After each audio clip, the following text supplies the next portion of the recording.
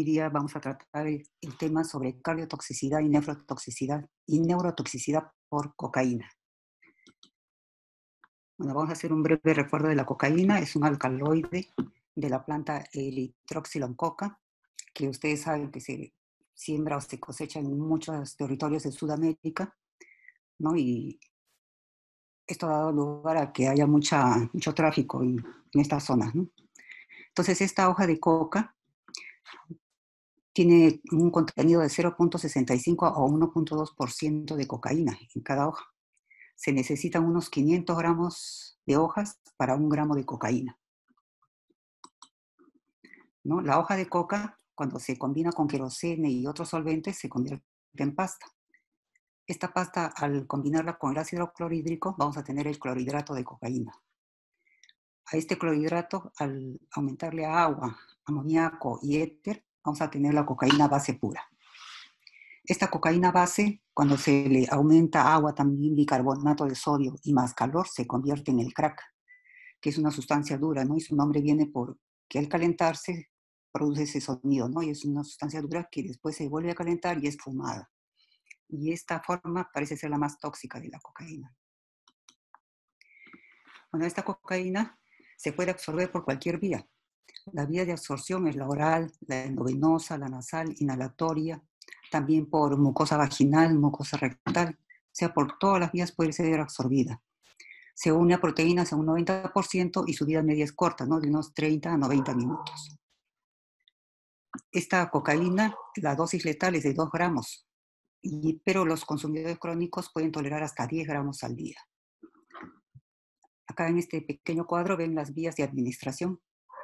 Estas vías de administración puede ser, como hemos visto, la inhalada, endovenosa, nasal, oral, y la inhalación va a ser la que va a tener un comienzo de acción más rápido.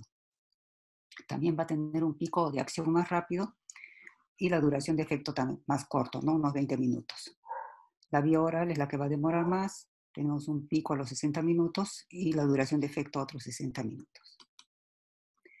Esta cocaína o benzoil metiledgonina se va a metabolizar por 3 vías.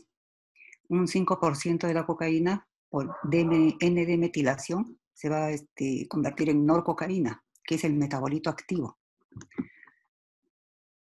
Por una vía que es la no enzimática, hidrólisis no enzimática, que es el 50% de la cocaína, se va a convertir en benzoil-ergonina. Y por acción de las colinesterasas plasmáticas y hepáticas, un 40-50% de la cocaína se va a convertir en ergonina metiléster. La que más se dosa es la ergonina metiléster, que se va a dosar en orina. ¿No? Como hemos visto, esta cocaína tiene una vida media corta, hasta 90 minutos, pero este metabolito se puede encontrar hasta 72 horas en la orina, ¿no? Su mecanismo de acción.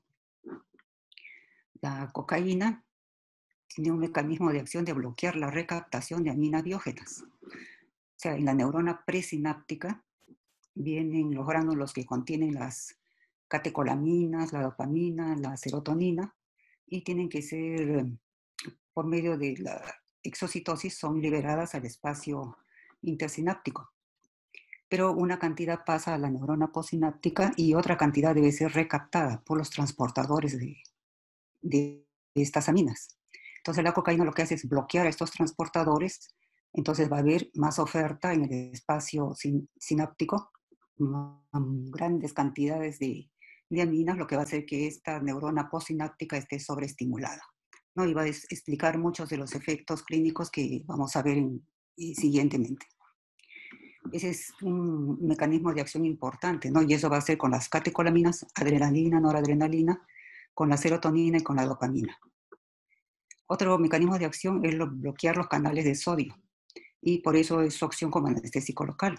Antiguamente la cocaína, y ahora algunos derivados, se usan como anestésicos locales, por su poder de bloquear los canales de sodio, ¿no? Entonces actúa a nivel de las membranas, bloquea los canales de sodio e impide la transmisión del potencial de acción. Otro mecanismo también importante es la estimulación de aminoácidos excitatorios. Los aminoácidos excitatorios, sobre todo a nivel neurológico, van a ser el glutamato y el aspartato. ¿no? Son importantes y eso van a explicar muchas de las acciones excitatorias a nivel del sistema nervioso central de esta cocaína, ¿no? Otros efectos también se ha visto, disminución del óxido nítrico. Saben que el óxido nítrico es un potente vasodilatador y con esta cocaína va a estar inhibida la óxido nítrico sintetasa, entonces va a haber menos cantidad de óxido nítrico. También aumenta la liberación de endotelina. La endotelina producida por las células endoteliales, ustedes saben que es un potente vasoconstrictor, ¿no? Entonces va a estar aumentada esta liberación. También va a estar aumentada la liberación de la sustancia que se llama PAI-1, el inhibidor del activador del plasminógeno, ¿no? Al inhibir al que activa el plasminógeno va a haber más favorecimiento para la trombosis, para la hipercoagulabilidad de la sangre, ¿no? Y eso va a explicar algunos efectos que vamos a ver posteriormente. También va a aumentar el calcio intracelular, ¿no? O sea, como ven, tiene múltiples efectos a varios niveles. Y todas estas acciones van a explicar los toxíndromes que va a presentar el paciente intoxicado por cocaína. El toxíndrome simpático mimético, serotoninérgico y el dopaminérgico. Vamos a entrar ya de lleno a la cardiotoxicidad. Bueno, en general, muchas sustancias van a producir cardiotoxicidad por estos mecanismos, ¿no? Por interferencia de canales iónicos, por alteración del flujo coronario, por estrés oxidativo, por alteración de organelas y por apoptosis o necrosis. La cocaína va a actuar en todos estos mecanismos. O sea, va a actuar a todos los niveles habidos de producir cardiotoxicidad. Bueno, los efectos de la cocaína a nivel cardíaco van a ser efectos agudos y también va a haber efectos crónicos. Entre los efectos agudos, por el mecanismo de acción, ya estamos deduciendo, ¿no?, una sobrecarga de aminas, de catecolaminas a nivel del espacio presináptico va a hacer que haya una hiperexcitación simpática. Van a estar sobreestimulados los receptores alfa, los receptores beta adrenérgicos. Eso va a explicar una hipertensión muy severa, un aumento de la presión arterial, un aumento de la frecuencia cardíaca que va a aumentar la demanda de oxígeno y esto va a provocar que haya isquemias, infartos, arritmias, ¿no?, que son manifestaciones agudas. Por el efecto grande que hay sobre los receptores alfa adrenérgicos, va a haber un espasmo coronario severo, un vasoespasmo de las coronarias. Y esto va a hacer que disminuya el aporte de oxígeno a ese tejido cardíaco, que encima está con una presión más elevada, está con una frecuencia más elevada, está con una fuerza de contracción mayor y se le está aportando menos oxígeno por este vasoespasmo, ¿no? Y también llevaría estas mismas consecuencias. Y los efectos crónicos están dados por daño al mismo músculo cardíaco, ¿ya? Puede ser que esta cocaína, estas catecolaminas, también actúan a nivel del músculo cardíaco y producen daño. Entonces puede haber cardiomiopatías hipertróficas o cardiomiopatías dilatadas. Esta cocaína también acelera la aterotrombosis. Hemos visto que hay manifestación de sustancias que son protrombóticas. Y por su mismo efecto directo al músculo cardíaco también puede haber cuadros de miocarditis. Produce necrosis en banda en los miocitos del músculo cardíaco. Entonces, como ven, hay efectos agudos y efectos crónicos. Bueno, en cuanto a estas alteraciones cardiovasculares, como vamos a presentar a los pacientes, el paciente puede presentar dolor torácico. Este puede deberse a angina o a infarto cardíaco, ¿no?, que a veces van a asemejar a cualquier paciente que no sea usuario de cocaína o pueden tener presentaciones atípicas. Puede presentarse el paciente con arritmia cardíaca, ¿no? Y de hecho, la causa más frecuente de atención en emergencia de los pacientes que presentan intoxicación por cocaína es por taquicardias severas, ¿no? Es bastante frecuente observar esto en las emergencias. También las crisis hipertensivas, las miocarditis, la miocardiopatía dilatada, la vasculitis, ruptura de aneurismas y también puede haber cuadros de disección aórtica. Entonces, son cuadros muy variados que se van a presentar a nivel cardiovascular. Vamos a hablar un poco de la isquemia e infarto del miocardio. En 1982 fue donde se evidenció la primera publicación de asociación entre cocaína e infarto de miocardio. Ya cuando un paciente consume cocaína, en los primeros 60 minutos de consumo tiene un riesgo 26 veces superior de presentar este cuadro de isquemia o de infarto. Y no está relacionada con la vía de administración, o sea, por cualquier vía que haya eh, usado este paciente, se puede presentar este riesgo de infarto. Ni tampoco está relacionada con la cantidad consumida, incluso se ha visto en pacientes que recién están empezando a usar o pacientes que ya son usuarios crónicos, se puede presentar este riesgo de infarto cardíaco. Y en muchos de ellos, o sea, cerca de la mitad de los casos, no se evidencia que haya factores de riesgo. O sea, no hay cuadros de aterosclerosis, ¿no? Pacientes generalmente son jóvenes. Entonces, no hay evidencia de factores de riesgo y menos de arteriosclerosis. Sobre unas arterias sanas se puede presentar este cuadro. Bueno, el dolor torácico es la causa más frecuente por la que acude el paciente. Puede presentar dolor torácico y taquicardia severa.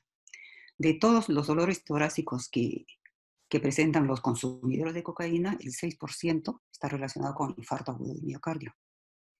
Ya se ha visto también, pero muchas revisiones opinan que este cuadro es mucho más alto, ¿no? Más alto de 6%, ¿no? Sino que parece que está subestimada.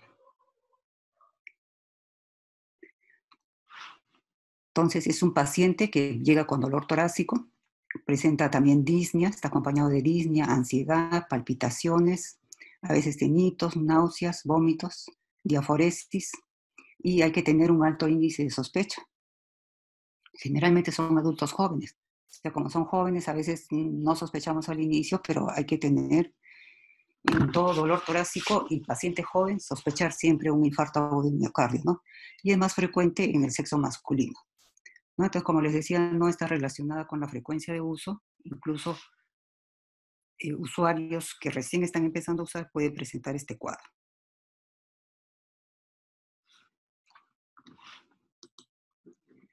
Bueno, vamos a ver los mecanismos por los cuales se presenta este infarto de miocardio. Ya por las acciones de la cocaína que hemos ya mencionado, estarán ustedes sospechando cuál es el mecanismo de acción, ¿no?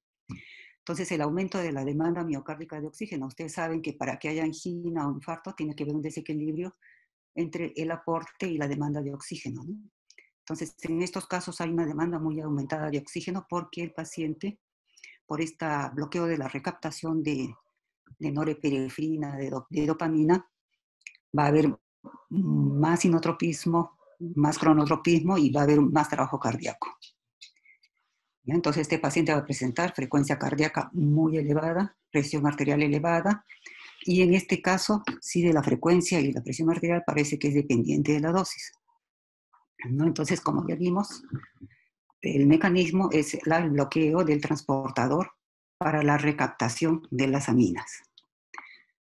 La otra explicación para que se produzca este infarto es la disminución de la perfusión miocárdica.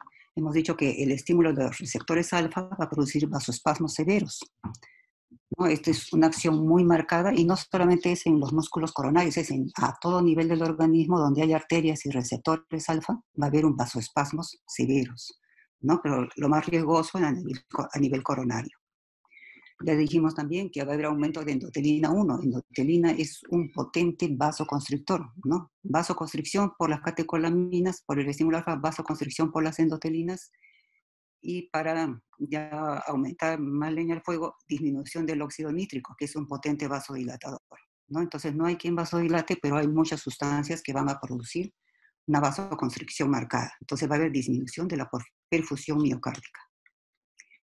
El otro mecanismo también que ya hayamos inducido es la activación plaquetaria y daño endotelial, ¿no? Estos pacientes van a tener una aterosclerosis acelerada, ¿no? Aumenta el número y agregabilidad de plaquetas. También aumenta una sustancia que es la P-selectina, que es procoagulante. Va a haber aumento de tromboxano, disminución de prostaciclina, que es una sustancia vasodilatadora, y va a haber aumento de CD4-OL y la interleuquinas 8, que también son procoagulantes. Aparte de esta aterosclerosis in situ, ¿no? En las arterias también va a haber formación de trombos. Estos trombos pueden embolizarse, o sea, se desprende la placa ateromatosa y se forman los trombos que van a viajar a otras arterias más pequeñas y pueden provocar obstrucción, ¿no? Entonces estos trombos también están estimulados por el factor plaquetario 4, la beta tromboglobulina y aumento también del factor von Willebrand. Entonces ahí ven los mecanismos, un aumento de la demanda por el aumento de la frecuencia cardíaca, aumento de la presión arterial y aumento de la contractilidad miocárdica, ¿no? Todo esto aumenta la demanda de oxígeno. Y hay una disminución de la demanda, del aporte de oxígeno por esta vasoconstricción severa, ¿no? Estímulo alfa de las arterias, aumento de la endotelina y disminución del óxido nítrico. Todo eso va a hacer que haya menos aporte de oxígeno. Y la arteriosclerosis acelerada que ya hemos mencionado. Bueno, entonces decía la arteriosclerosis prematura por daño endotelial por muchas, múltiples causas, ¿no? La frecuencia cardíaca elevada, la hipertensión que es paroxística así tan severa produce daño endotelial, aumenta la presión incisiva de las paredes endoteliales y eso va a producir daño del endotelio, va a llamar más plaquetas, más arteriosclerosis y más formación de trombos. En esta zona también se ha visto que aumentan los lípidos, sobre todo la LDL, que ustedes saben que es la lipoproteína más aterogénica. Entonces, la que va a provocar que haya más aterogénesis y mayor riesgo de infartos cardíacos. Se ha visto que estos pacientes que consumen cocaína a veces no consumen cocaína sola, sino consumen con otras drogas y entre ellas con el etanol, ¿no? Entonces, al interactuar con el etanol va a formar una sustancia que se llama cocaetileno. Y este cocaetileno que se produce por transesterificación va a ser 20 veces más potente que la cocaína, o sea, 20 veces más daño. ¿No? Se ha visto que aumenta 40 veces el riesgo de infarto cardíaco y aumenta 25 veces el riesgo de muerte súbita. Entonces, esa combinación es casi mortal, ¿no? Está aumentando mucho la mortalidad en estos casos. Y el tabaco por sí mismo tiene acción vasoconstrictora. Y si se va a combinar con la cocaína, mucho mayor esa vasoconstricción. También va a actuar a nivel de la presión arterial, va a estimular los receptores alfa-adrenérgicos y también ustedes saben que el tabaco también produce lesión endotelial, ¿no? Entonces se va a empeorar el riesgo de los pacientes con estas acciones.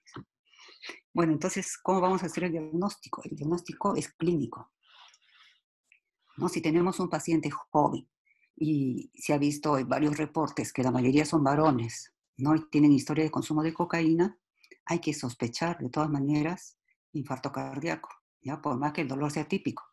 No les cuento que en Casimiro yo una vez encontré entrando a la guardia un joven y estaba recostado en la cama. Pregunto qué tiene, me dicen viene por dolor torácico. Le habían puesto un analgésico y el joven estaba tranquilo. Y le digo, ¿cómo va el dolor? Me dice, todavía está igual. Pero le digo, ¿pero no le duele mucho? Sí, me duele bastante. Pero él no manifestaba, tranquilo ahí. Entonces casi le doy de alta, pero después dije, no, mejor un electrocardiograma. ¿Ya? Le tomamos un electrocardiograma y salió un infarto típico, ¿ya? Típico, todas las ondas de infarto. Y este paciente no se quejaba, estaba tranquilo ahí, pero tenía el antecedente de que consumía cocaína. Este paciente tenía 27 años, ¿no? Entonces, siempre todo paciente joven, dolor torácico, de todas maneras sospechar consumo de cocaína y sospechar infarto. Bueno, el electrocardiograma también en ese caso salió bien típico de un infarto, pero a veces puede ser un infarto y no dar los cambios de infarto. Inclusive puede no ser un infarto y tener otros cambios diferentes, ¿no? Porque se ha visto que en jóvenes hay repolarización temprana. Entonces, en un 54-84% puede haber variantes en el electrocardiograma, ¿no? Siendo un infarto de miocardio. En el electrocardiograma también se puede detectar si ya hay hipertrofia ventricular izquierda, otro cambio que vimos que también se produce por el consumo crónico de la cocaína. Puede haber el ST elevado del infarto y el infarto miocardio agudo marcado con onda Q. Entre los biomarcadores se debe usar la troponina, ¿no? Se ha visto que estos pacientes, si usamos el CPK nomás, nos va a llevar a confusión, porque el CPK puede estar muy aumentada en estos casos porque estos pacientes presentan rabdomiolisis, pueden tener también mioglobina elevada y van a tener un CPK total muy elevado, ¿no? Entonces se debe preferir dosar troponinas, ¿no? Bueno, el tratamiento va a ser similar a un paciente que no es consumidor, ¿ya? Tanto de isquemia como del infarto. Ustedes saben que el tratamiento es oxígeno, aspirina, la nitroglicerina y en este caso las benzodiazepinas son muy importantes porque las benzodiazepinas van a disminuir la taquicardia, van a disminuir la presión arterial y van a relajar al paciente. Entonces, actúa en varias acciones que ha provocado esta cocaína, ¿no? Y de segunda línea tenemos el verapamilo. La fentolamina es un bloqueador alfa, ¿no? Si no hay una buena respuesta a los fármacos de primera línea, se puede usar la fentolamina, que es un bloqueador alfa, para contrarrestar la acción del exceso de las catecolaminas. Bueno, la trombolisis o angioplastía también se puede realizar, pero hay que tener mucho cuidado con la trombolisis porque puede tener más efectos secundarios en los pacientes consumidores y ha habido reportes de mayor cantidad de hemorragias. Lo que sí está contraindicado casi en todos los reportes es los beta bloqueadores, el propanolol. Ustedes saben que al haber un efecto de estímulo alfa, también hay estímulo beta, y el estímulo beta va a provocar algo de vasodilatación. Pero si nosotros le damos beta bloqueadores y hay un estímulo alfa libre, entonces va a haber mucha mayor vasoconstricción. Por eso que en este caso están contraindicados los beta bloqueadores, ¿no? Acá, para recalcarles, el oxígeno, la aspirina, la benzodiazepina y la nitroglicerina. Ya mencionamos esto, y evitar los beta bloqueadores y los trombolíticos. ¿Por qué? Vamos a recalcar. Los beta bloqueadores aumentan la vasoconstricción coronaria porque no hay esa contraposición del estímulo beta, ¿no?, a estos vasos coronarios. Va a haber mayor vasoconstricción. Va a disminuir el flujo coronario sanguíneo porque ustedes saben que al bloquear los beta bloqueadores va a haber menor trabajo cardíaco y no se va a conseguir esa vasodilatación que esperábamos, ¿no? Y también se ha relacionado los beta bloqueadores con el aumento de la frecuencia de convulsiones. Entonces, en conclusión, aumenta la mortalidad el uso de beta bloqueadores en este tipo de pacientes. Y en cuanto a los trombolíticos, se ha visto que usar trombolíticos en estos pacientes también aumenta la mayor frecuencia de hemorragia cerebral. Bueno, otra manifestación a nivel cardíaco son las arritmias cardíacas. Este paciente con arritmia cardíaca puede presentar cualquier tipo de arritmia, como ven ahí, ¿no? Taquicardia, extrasístole, bradiarritmia, fibrilación auricular, bloqueos de rama, ritmo ventricular, o sea, a nivel de los ventrículos, taquicardia ventricular, torsades de Pointes, o sea, las torsiones de las puntas. Y acá ven un electro con la torsión de las puntas, en que es un paciente que consumió cocaína y se le trató con sulfato de magnesio. Bueno, ¿y por qué se producen estas arritmias? ¿No? Porque hay alteración de la automaticidad por un efecto directo del miocardio. O sea, la misma cocaína y también las catecolaminas, al metabolizarse, sobre todo las catecolaminas, van a formar una sustancia que es el aminocromo, que es muy tóxica y produce daño a nivel cardíaco. Entonces, al producir daño, altera la transmisión de los sodio, potasio, y va a alterar esta automaticidad del miocardio. También altera el equilibrio autonómico, ¿no? Porque hay mucha catecolamina circulante, entonces va a haber una taquicardia muy severa, y esto es debido a esta cantidad tan inusual y elevada y en forma brusca de catecolaminas. Va a inducir isquemia por falta de homogeneidad eléctrica resultante, ¿no? Entonces, por el daño del mismo miocardio, este vasoespasmo que hay, va a haber menos oxigenación, va a haber isquemia, y eso también va a alterar la transmisión eléctrica y va a haber resultado una arritmia, ¿no? Como resultado. Bueno, se crea un sustrato anatómico para la arritmia reentrante, ¿no? Al haber lesión de las fibras musculares, entonces va a haber ya alteraciones de la vía de las de His, y va a haber alteraciones eléctricas, ¿no? Va a haber alteración de la repolarización, porque hemos visto que bloquea los canales de sodio, y también por este mecanismo va a prolongar el potencial de acción y va a prolongar el QT, la onda QT, ¿no? Bueno, acá ven, como les digo, varios tipos de arritmias. Una taquicardia sinusal es bastante frecuente. Esto es lo más frecuente que llegan los pacientes, con 150 por minuto. Un paciente de 23 años. Palpitaciones, ansiedad, y había consumido cocaína. Y con diazepam 5 miligramos mejoró la taquicardia. Esta es una paciente de 34 años que entró con inestabilidad hemodinámica, vértigo y consumo de cocaína, ¿no? El electrocardiograma inicialmente presentó bradicardia. O sea, puede haber también en bajas dosis un enlentecimiento de nódulos sinusales. Entonces puede haber bradiarritmias. ¿no? Pero hubo bradiarritmias, después una arritmia marcada, después presentó una torsades de Pointes, y esta paciente fue tratada con sulfato de magnesio y después se recuperó el ritmo, ¿no? Entonces, hay muchas alteraciones en cuanto a las arritmias. El tratamiento de las arritmias. El tratamiento de las arritmias se debe ser con una buena hidratación endovenosa, controlar la temperatura en estos pacientes. Vamos a ver que en estos pacientes, cuando pasemos a la parte neurológica, hay un aumento marcado de la temperatura que puede ser muy mortal, ¿no? La benzodiazepina que ya hemos visto y el mismo metabolismo de la sustancia. A veces el paciente ha consumido cocaína y esperando a que se metabolice la sustancia, porque hemos visto que es rápido, también se puede solucionar y disminuye la arritmia, ¿no? Y se debe evitar dar más antiarrítmicos, ¿no? Porque ustedes saben, a veces los antiarrítmicos son contraproducentes y pueden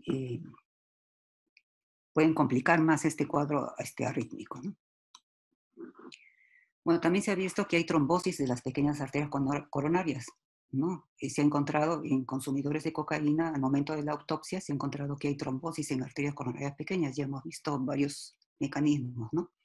Aumenta los niveles de proteína C reactiva, aumenta el factor von Willebrand, aumenta la inhibición del activador del plasminógeno, el PAI-1, aumenta el número de activación y agregación plaquetaria y aumenta el fibrinógeno. Ahí ven las arterias, arterias coronarias pequeñas con bastante placas ateromatosas, ¿no? O sea, hay una trombosis de las pequeñas arterias, ¿no? Acá otra imagen, en una paciente, un varón de 29 años, que ingresó con shock cardiogénico tras el consumo de cocaína y falleció, ¿no? Tuvo una evolución mortal. Entonces ven las arterias en la patología ya con unas placas tremendas de trombosis, ¿no? Igual acá, arterias coronarias con trombosis. Decíamos también que esta cocaína, por la misma cocaína y por la actividad adrenérgica y sus metabolitos, pueden provocar también necrosis y daño en las fibras miocárdicas, ¿no? Y va a haber una microangiopatía severa. Bueno, se ha visto que aparte de haber trombosis en las arterias coronarias, también puede haber aneurisma de las arterias coronarias, ¿no? Hubo una revisión de 112 usuarios de cocaína en que se les sometió a angiografía y el 30% presentaba aneurisma de la arteria coronaria. Y estos aneurismas también se ha visto que pueden ser la causa de infartos cardíacos, ¿no? A veces sin estar sometido a este efecto adrenérgico agudo, también por esta presentación de los aneurismas coronarios pueden ocasionar un infarto. Entonces, en el 30% de consumidores, aneurismas de la arteria coronaria. Y en la población general, el 1.5%. Miren esa gran diferencia. Bueno, se ha visto endocarditis. La endocarditis, fácil de comprender cuando el paciente usa cocaína endovenosa, ¿no? Porque también ingresan gérmenes, ingresan contaminantes. Por vía nasal, también, porque se produce lesión en la mucosa nasal. Esa lesión en la mucosa va a predisponer a que los gérmenes de la piel se implanten ahí. Hay los estafilococos, producen una infección y esas también pueden ingresar ya al sistema circulatorio y provocar endocarditis por estafilococos. El aumento de la presión arterial y la frecuencia cardíaca por ese hiperadrenergismo tan severo y tan agudo va a provocar daño endotelial valvular. Y se ha visto que las válvulas más dañadas son las de las cavidades izquierdas, ¿no? Entonces, el daño valvular es el asiento también para la implantación de gérmenes, ¿no? Por el daño valvular. Bueno, las lesiones valvulares y vasculares ya favorecen la colonización bacteriana. Y se ha visto también que los adulterantes, el levamisol, los metales pesados y el clenbuterol, que son adulterantes de la cocaína, también pueden explicar algunos casos de endocarditis. Y un efecto inmunosupresor, sobre que la misma cocaína produzca este efecto inmunosupresor, todavía está en estudio, pero se ha relacionado con el levamisol, que este levamisol podría estar relacionado con el efecto inmunosupresor, ¿no? Y esa inmunosupresión provocar el asentamiento de colonización bacteriana en las válvulas. Bueno, otro cuadro es la disección aórtica aguda, ¿no? Se ha asociado con el consumo de cocaína en el 0.5% de casos. Lo que llama la atención es que es en pacientes jóvenes, ¿no? Varones, y se ha visto que son de zonas urbanas deprimidas, en un 37% de casos. también se explica por un aumento brusco de la frecuencia cardíaca y la presión arterial. No se lesiona la pared de la arteria aorta y se puede provocar una laceración o un desprendimiento de las capas, ¿no? De la íntima se desprende y puede provocar esta disección aórtica aguda. El desgarro de la íntima puede ser anterior o retrógrada, ¿no? De la aorta.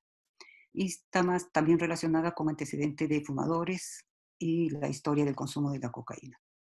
Entonces, si el paciente viene con dolor torácico, debemos pensar, como les decía, primero en un infarto, pero también hay que pensar en esta posibilidad, en una disección aórtica, ¿no?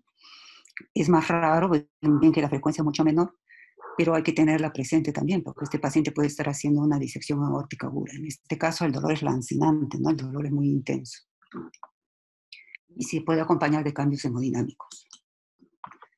Bueno, la miocarditis es también frecuente en los pacientes usuarios de cocaína, un 20 a 30%.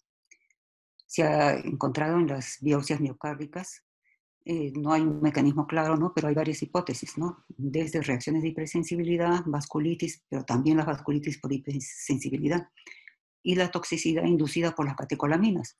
Les había dicho que la noradrenalina, la adrenalina se van a metabolizar a un metabolito que es el aminocromo, y este aminocromo es muy tóxico a nivel de las células miocárdicas y a todo nivel, y va a producir que se liberen sustancias de radicales libres, superóxidos, y van a eh, provocar la muerte de los miocitos.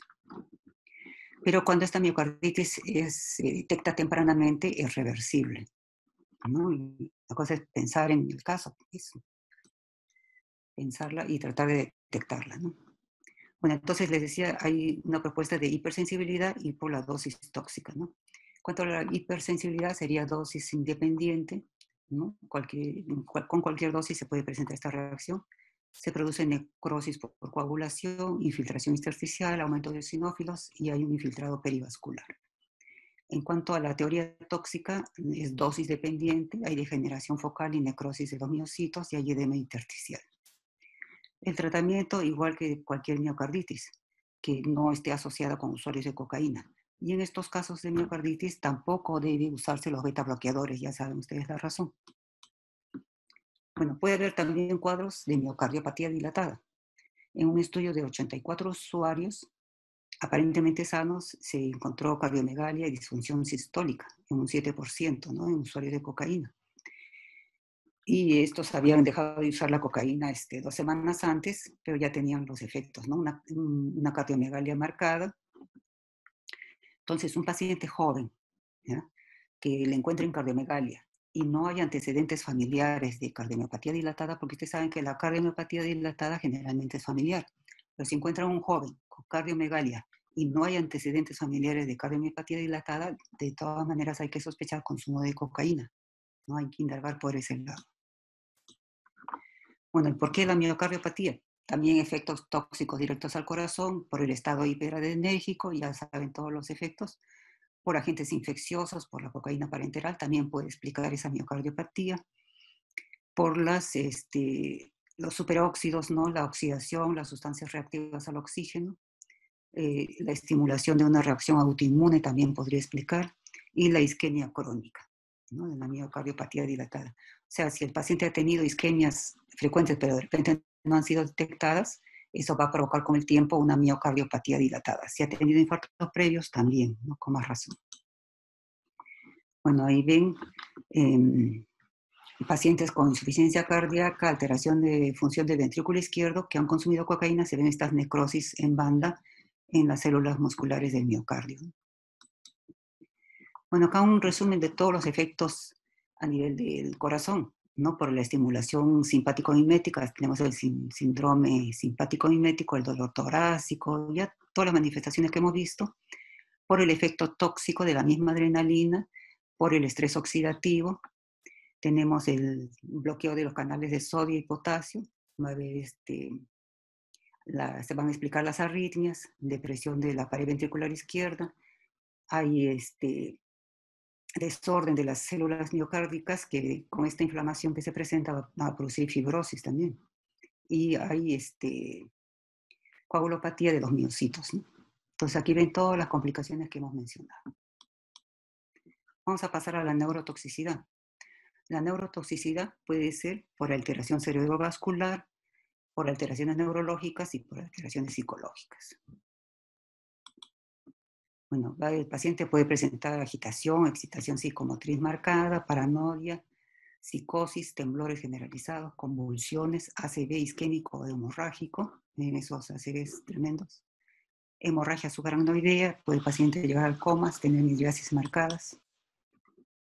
El mecanismo de acción ya lo conocemos, ¿no? Entonces es inhibición de aminas, ¿no? Entre las aminas también está la dopamina, ¿no? Entonces esta dopamina, esta cocaína se va a bloquear el transportador para la recaptación de la dopamina, de la serotonina y de las catecolaminas, ¿no? Entonces va a haber una hipersensibilidad en los receptores de dopamina en la membrana postsináptica, ¿no? Y eso va a explicar esa excitación inicial, la euforia, la agitación psicomotriz, ¿no? Y también producen cambios a nivel cognitivo y del comportamiento. Se ha visto que la dopamina está relacionada con los mecanismos de dependencia, ¿no? De satisfacción y de dependencia. Ya vimos el mecanismo, ¿ya? Y cómo efecto va a modificar la conducta, y se ha visto que también hay lesiones a nivel límbico y a nivel de la zona prefrontal. También hay a nivel neurológico la estimulación excitadora de aminoácidos. Habíamos visto al inicio que hay glutamato y aspartato que van a estar muy aumentados en estos pacientes que consumen cocaína. Saben que el glutamato es el principal neurotransmisor del sistema nervioso central, y el aspartato también tiene estas acciones, pero este aspartato también se puede convertir en glutamato y pueden hacer mayor excitación, ¿no? A nivel del sistema nervioso central.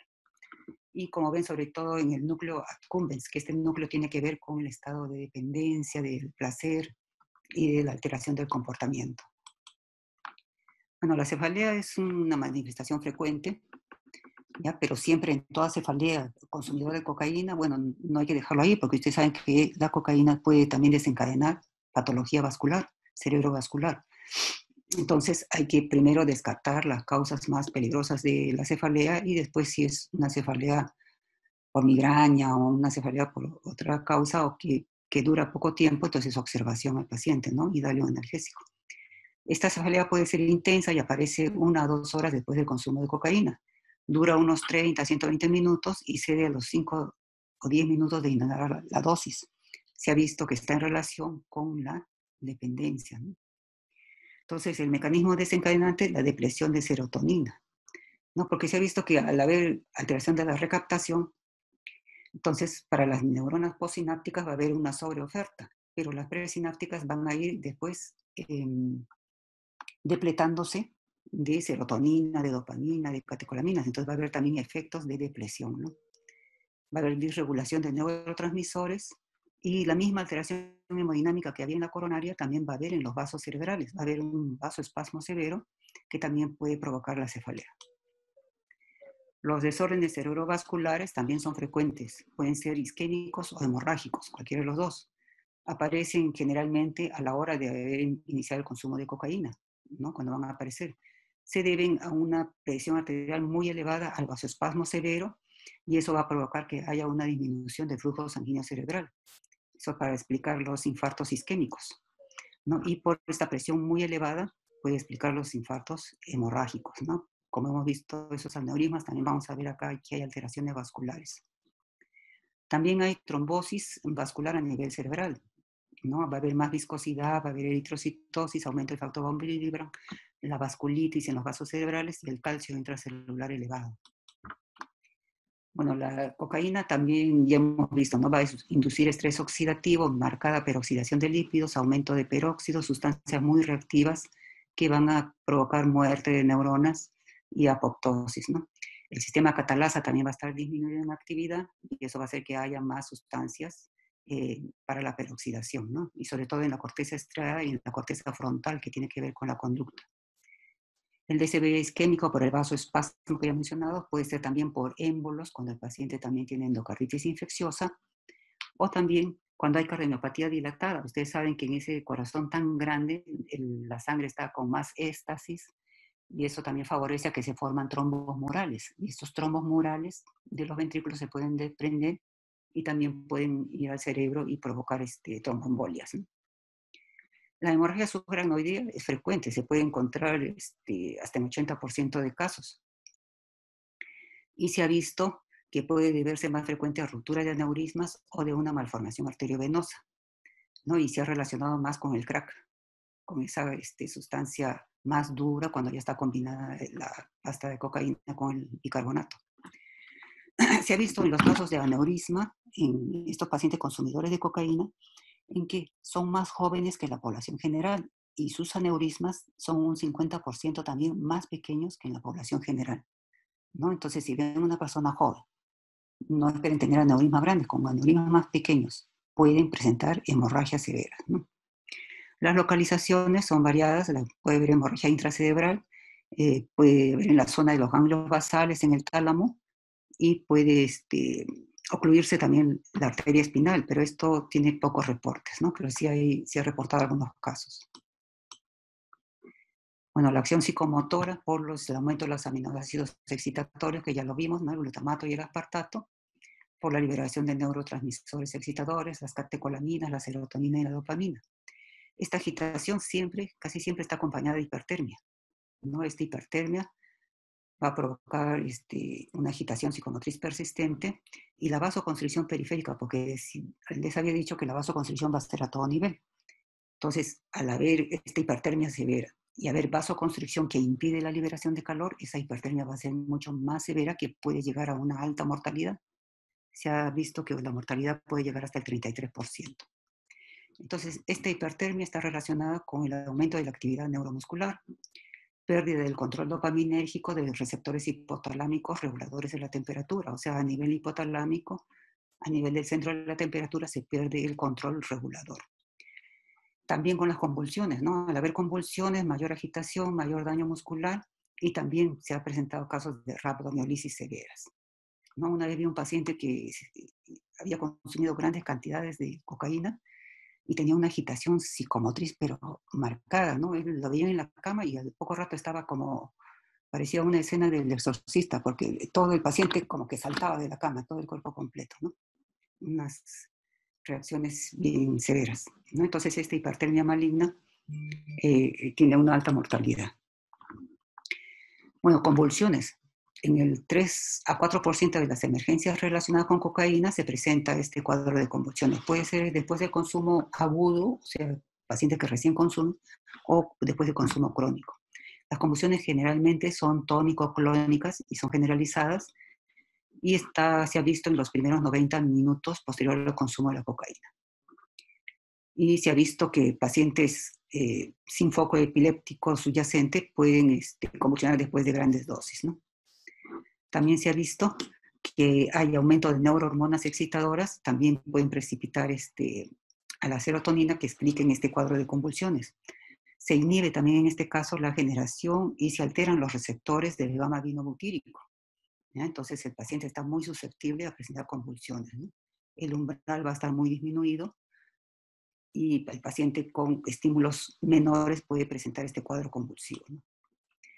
También está relacionado con movimientos involuntarios, ¿no? Y se ha visto que se debe a la acción dopaminérgica. Puede haber comportamientos estereotipados, reacciones distónicas agudas, coriatetosis, ¿no? Y como el paciente que les mencioné, movimientos muy severos, mioclonías, coriatetosis, acaticia, ¿no? Algunos se les ha llamado bailarines del crack porque presentan estos movimientos muy marcados. Puede haber disinencias bucolinguales, ¿no? Parecido, han visto el síndrome por fenotiacínicos, que es extrapiramidal, semejante a ese, ¿no? Paciente con contractura y espasmo de músculos a nivel de cara, cuello o el resto del sistema, ¿no? Se ha visto que el síndrome de Tourette también va a exacerbarse en los consumidores de cocaína. Y más riesgo de distonías agudas en los pacientes que están consumiendo neurolépticos, ¿no? Ustedes saben que el neuroléptico también produce este cuadro y encima si consume cocaína va a haber mayor riesgo de estas distonías. Bueno, acá también un resumen de todos los efectos a nivel cerebrovascular, a nivel psicológico, por el aumento de receptores de dopamina, a nivel periférico y nos va a explicar las convulsiones y también a nivel mismo cerebral, ¿no? La recaptación de serotonina, la norepinefrina y la dopamina. Bueno, el tratamiento de esta agitación psicomotriz, benzodiazepinas, ¿no? Verificar si hay hipoglucemia o hipoxia. Porque si ustedes lo ceden al paciente y está hipoglicémico, ¿qué van a provocar? Mayor daño cerebral por esta hipoglicemia. Siempre hay que detectar hipoglicemia en todo paciente con compromiso del sensorio, ¿no? Se trata con diazepam, 10 miligramos endovenosos, se puede repetir cada 3 minutos. Este porcentaje está mal acá. Es cada 10 minutos. También se puede usar lorazepam, pero no está muy disponible en nuestro medio. Bueno, y hay que monitorear los controles vitales, ¿no?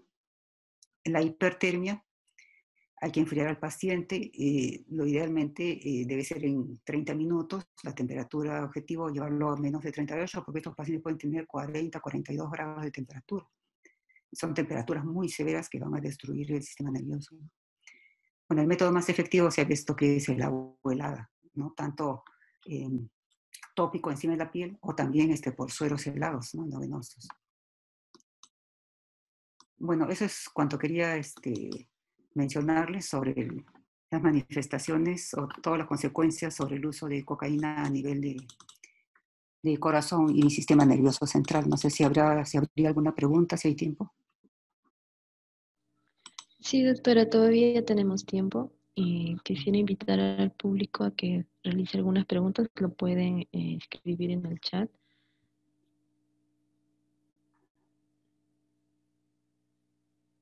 Bueno, les recalco que todo paciente con dolor torácico hay que pensar, como les decía, infarto, hay que pensar en disección aórtica, aunque está un poco más raro, pero también se ha visto que estos pacientes que son muy inhaladores pueden hacer neumotórax, ¿no? También es otra causa de dolor torácico. Entonces tienen que tener en mente todas las consecuencias para poder detectar a tiempo qué está sucediendo con este paciente, ¿no? Pacientes que inhalan haciendo una presión negativa muy severa pueden presentar neumotórax o neumomediastino, ¿no?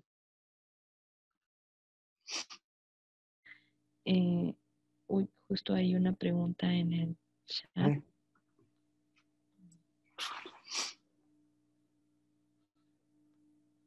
Dice la pregunta, ¿cuáles son las técnicas de detección para cocaína? Hay dosaje de la benzoilmetileconina, que es el metabolito que se puede encontrar hasta 72 horas. La técnica precisa no le podría decir, pero sí se detecta en orina, ¿no? Incluso en el pelo se puede detectar cuando ya el consumo ha pasado meses, hasta 2, 3 meses, se puede detectar en el pelo también rastros de cocaína. La técnica no les podría mencionar, pero sí se hace, ¿no? No se hace en todos los hospitales, ¿no? Generalmente nosotros cuando tenemos algo, sí, y la clínica es bien clara, pero se puede enviar a Psicotox, que está en bioquímica, ahí en San Fernando, y ellos hacen la detección, ¿no? Tanto en orina como en cabello, ¿no?